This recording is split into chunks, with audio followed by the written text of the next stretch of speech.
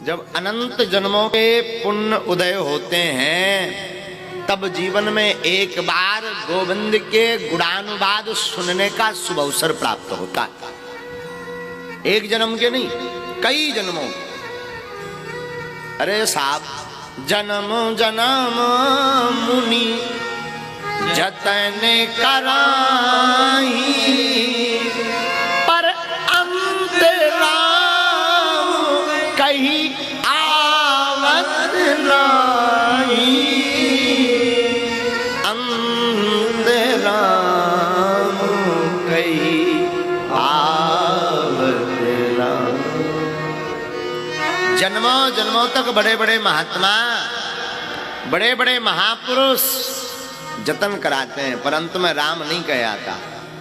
अद्भुत है भैया, बहुत सुंदर।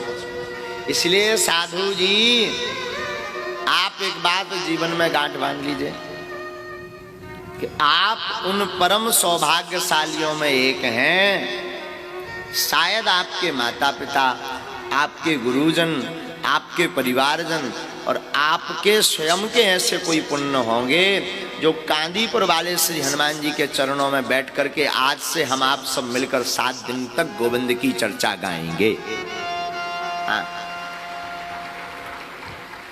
बड़ी बात तो जे, कहाँ छोटा सा गांव कांदीपुर, पर धन्य है श्री हनुमान जी की पूंछ। कहते हैं कब कहाँ घूम जाए कोई ठिकाना थोड़ी है। हाँ, जब सरपंच साहब हमारे पास आए थे, मस्तराम जी कहाँ बिराजे हो, पीछे बैठे होंगे, काम धाम में लगे होंगे, वो गा रहे हैं। जब ये आए थे तब हम चर्चा कर रहे थे नितिन जी से कि नितिन जी और तो सब ठीक है, कथा तो होनी चाहिए, भाव बड़े प्रबल हैं इन सबके, कथा इनको सुनाने चलना चाहिए। लेकिन ये लग रहा था कि वहाँ पर गांव में इतना समुदाय आ जाएगा, कैसे ये सब व्यवस्था कर पाएंगे। पर हमें लगा कि कांदीपुर हनुमान जी ही स्वयं हमको बुला रहे थे कथा करवाने के लिए, और उनकी कृपा हुई, सोई हम नाक रगड़त भटकत चले आए हैं। लेकिन बड़ो तो जो बड़ो सौभाग्य की बात के इस जो है दमोह जिला के इस कांदीपुर के इस स्थान में 7 दिन तक खूब चकाचक झूम झूम करके गोविंद के गुणानुवाद गाएंगे। हाँ, पता ही नहीं लगेगा कब 7 दिन बीत गए। ठाकुर की ऐसी महिमा ही है। तो धन्य है ये कांदीपुर का स्थान, और धन्य है आप सब। और केवल सरपंच साहब नहीं, धन्य है यहाँ के पूरे क्षेत्र के लोग जिन्होंने अपना तनमन धन अर्पित करके 7 दिन तक यहाँ वृंदावन बनाने का दृढ़ संकल्प लिया हुआ है। हाँ, क्योंकि हमें ये पता है कि भागवत की कथा किसी एक के भाग्य से तो होती नहीं। भागवत का अर्थ क्या होता? भागवतः इदं स्वरूपम भागवतम। कितना बढ़िया बात बोल दी। जो भगवान का ही स्वरूप है वही तो भागवत है। भगवान के अवतार अनेक प्रकार के होते हैं, अंशावतार, आवेशावतार, पूर्णावतार। ये भगवान के अवतारों के क्रम है। भगवान कई बार अंशन सहित अवतार लेते हैं, कभी आवेशावतार लेते हैं, परशुराम आदि, कभी पूर्णावतार लेते हैं भगवान, कभी पूर्ण रूप से इस धराधाम पर आते हैं, राम और कृष्ण बनकर, राम और श्याम बनकर, राम और बलराम बनकर। पर कभी कभी भगवान शब्द रूप में भी अवतार लेते हैं, और श्रीमद् भागवत कथा भगवान का शब्दावतार है। हाँ, प्रत्येक अक्षर अक्षर में श्रीमद् भागवत कथा के हमारे श्याम की श्यामलता समाई, प्रत्येक अक्षर अक्षर में। इसलिए भागवतः यदा स्वरूपम भागवतम, जो भगवान का स्वरूप है वही भागवत है। अथवा भागवत का अर्थ क्या? भगवतः प्रोक्तः भागवतम, भगवतः प्रोक्तम भागवतम। भगवान ने जिनका उपदेश दिया हो, अथवा जिसका उपदेश किया हो, अथवा जिसमें भगवान समाहित होते हो, उसे ही भागवत कहते हैं। कैसे? ऐसे समझो, भगवान जब लीला पूर्ण करके जाने लगे अपने धाम को, आज से 5000 वर्ष पहले। द्वापर का विराम 5000 साल पहले ही तो हुआ। तो भगवान आज से 5200 वर्ष पहले जब लीला विराम करके जाने लगे तो बड़े बड़े अमलात्मा विमलात्मा महात्मा आपके चरणों में आए। उनमें भगवान के प्रिय सखा श्री उद्धव जी भी पधारे। उद्धव जी ने गोविंद के चरणों को पकड़ करके, पाद को पकड़ करके भगवान की तरफ देखकर झरझराती हुई आंखों में आंसू भर करके कहा, सरकार बुरा ना माने तो हम आपके चरणों में कुछ निवेदन करवे। ठाकुर जी बोलो बोलो बोलो बोलो। सरकार आज आप हमें छोड़कर संपूर्ण ब्रह्मांड में आप जो है समाहित हो रहे हैं। आज से आपके जो दर्शन होंगे वो प्रत्येक वस्तु में होंगे। जो आपका ये माधुर्य लावण्यमय स्वरूप है, जिस मोहिनी मूर्त को देख करके दिल आह्लादित हो जाता है, गदगद हो जाता है, चित्त प्रसन्न हो जाता है। और आपकी जो ये जो वाणी है रसमयी, भगवान वैसे रसो वैसा रसमय है, तो आपकी जो रसमयी वाणी है और आपके जो कमल कटाक्ष कटीले नैना है, बड़े सुंदर प्यारे प्यारे मोटे मोटे मलूक मलूक, जिन नेत्रों की कालिमा को कलक को देख करके चंद्रमा का कलंक भी फीका पड़ करके चंद्रमा का कलंक भी पवित्रता में बदल जाता है।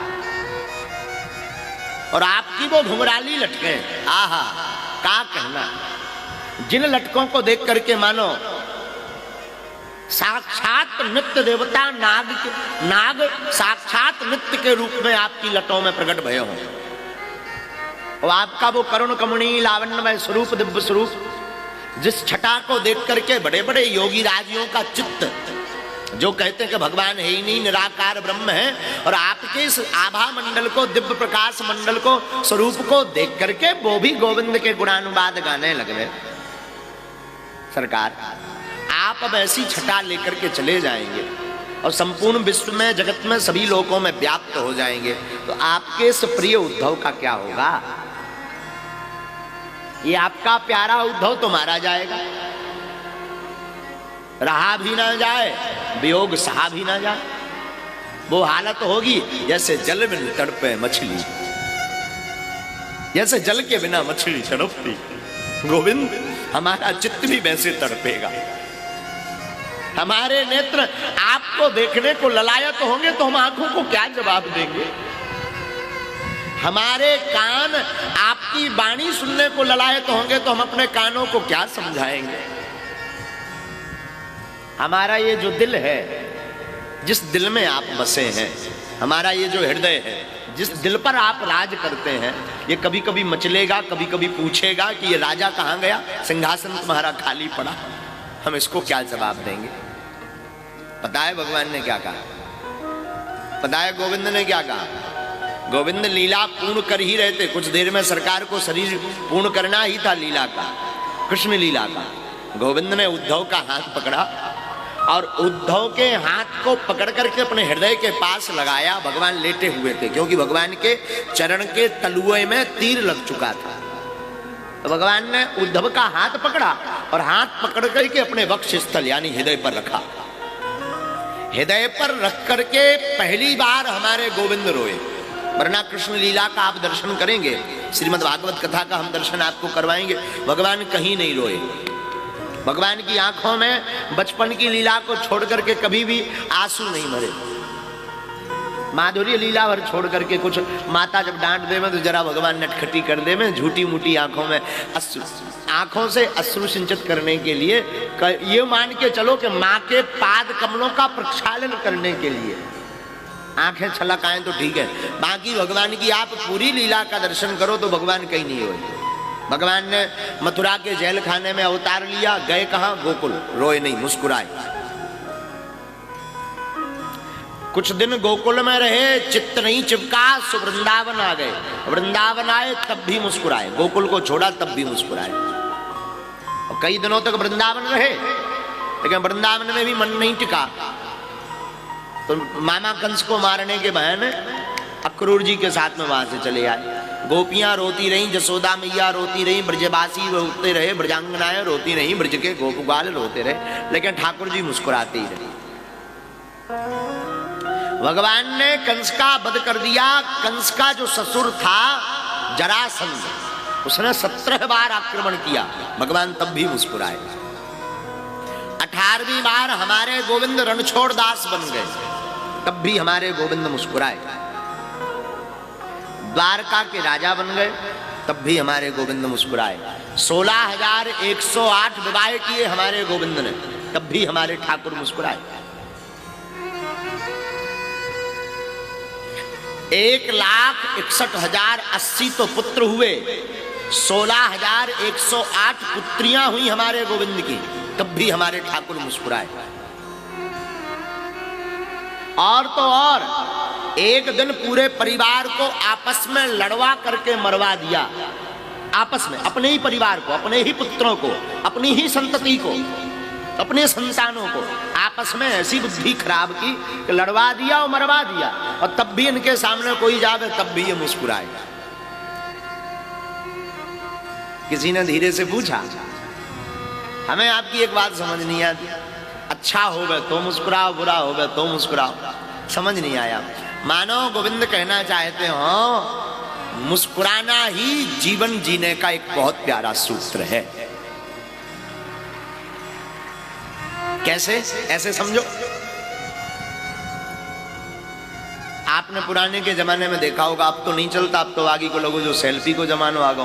पुराने जमाने में नेताजी टंडन जी कैमरा चलता था, रील वाला। हाँ भैया, तुमने देखा होगा रील वाला कैमरा चलता था पांडे जी।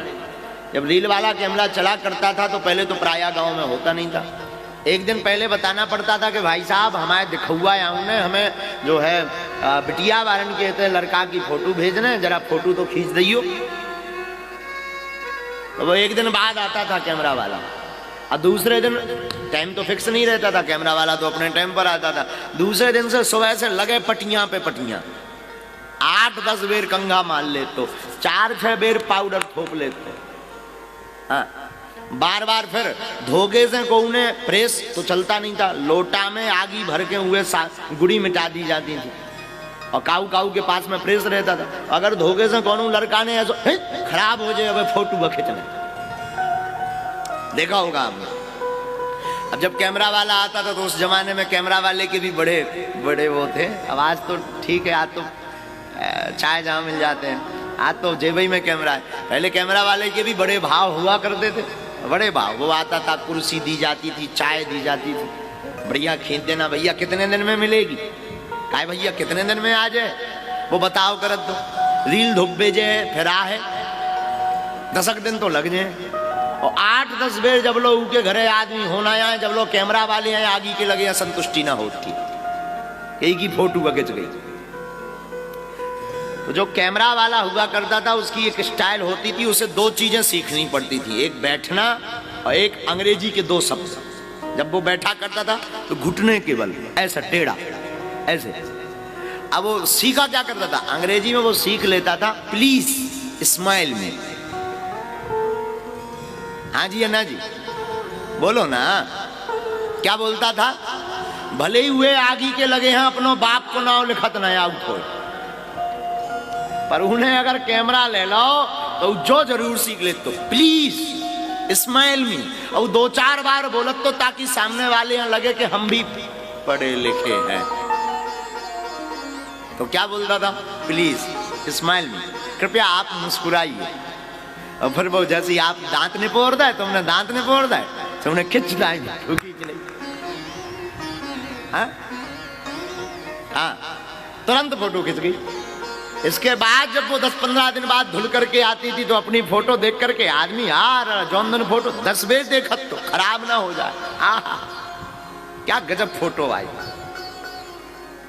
साधु जी हम आपको समझाना यह चाह रहे हैं, थोड़ा सा मुस्कुराने से जब आपकी फोटो अच्छी आ सकती है, मानो भगवान कृष्ण कहना चाहते हो आप जिंदगी भर मुस्कुराइए, आपकी जिंदगी भी बहुत अच्छी आ सकती है। तो भगवान कभी रोए नहीं। उद्धव के हाथ को पकड़ा हमारे गोविंद ने, हम जो आपको बता रहे थे, भगवतः प्रोक्तम भागवतम। उद्धव के हाथ को पकड़ा और अपने हृदय पर रखा हमारे गोविंद ने। गोविंद ने जैसे हृदय पर रखा। आज तक हमारे गोविंद रोए नहीं, पर पहली बार उद्धव की ये प्रिय बातों को सुनकर के मधुर मिठासमयी रसमयी लावण्यमयी भक्तिमयी भक्ति युक्त भक्ति चित्त युक्त गोविंद को जोड़ने वाली बात सुनकर के हमारे गोविंद की आज आंखें भरी। पहली बार हमारे ठाकुर की जैसी आंख भरी। हमारे गोविंद ने पता है क्या कहा? भगवता प्रोक्तम भागवतम।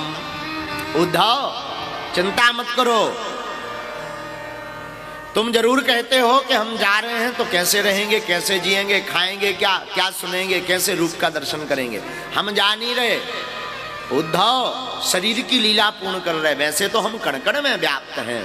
केवल भगवान कृष्ण ऐसे हैं जिन्होंने गीता में ठोक करके कहा कि हाँ मैं भगवान हूं। बाकी किसी धर्म के किसी भगवान ने अपने आप को भगवान नहीं कहा। अन्य धर्मों वालों ने कहा भगवान का संदेश वाहक, भगवान का दूत। लेकिन एक हमारे कृष्ण ऐसे हैं जिन्होंने महाभारत के युद्ध में ताल ठोक करके कहा अर्जुन मैं भगवान हूं। हाँ, उन्होंने ताल ठोक कर कहा। हमारे गोविंद कहते हैं कि वैसे तो मैं सब जगह हूं, परंतु उद्धव एक बात तय है, आज से हम अपना तेज, हम अपनी आभा, हम अपना स्वरूप श्रीमद् भागवत कथा में जाकर के रख देते हैं। और जो हमारी कथा की शरण में आ जाएगा, जो भागवत कथा को सुनेगा उद्धव, वो समझना मेरी ही शरण में बैठा हुआ है। ये है भागवत। भगवतः चरितम यस्मिन् तद्भागवतम, जिसमें भगवान के पावन चरित्रों का गुणानुवाद किया हो, वो है भागवत।